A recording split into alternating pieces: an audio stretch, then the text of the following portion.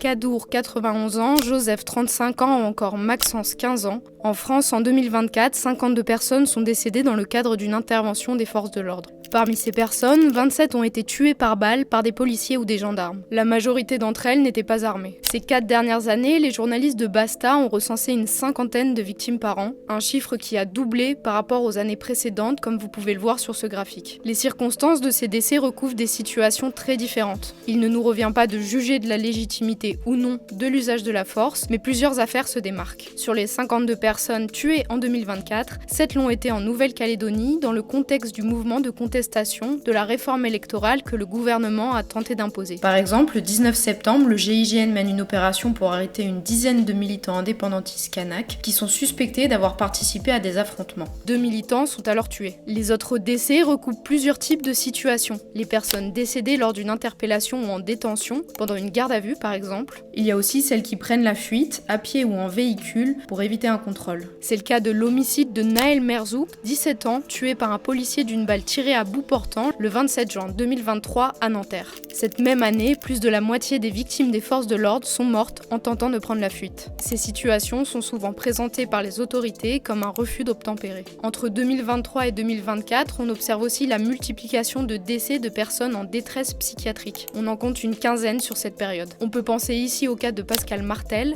Le 31 juillet 2023, il poursuit des gendarmes avec un sabre avant d'être abattu. Il était connu dans le voisinage pour être en grande souffrance psychologique. Tous ces chiffres viennent d'un recensement des morts suite à l'action des forces de l'ordre effectuée par les journalistes de Basta depuis 10 ans. Le recueil et l'analyse de ces données nécessitent des centaines d'heures de travail. À Basta, nous faisons le choix de vous les partager en accès libre sur notre base police. Pour nous soutenir et nous permettre de poursuivre ces formats ambitieux, faites un don sur basta.media.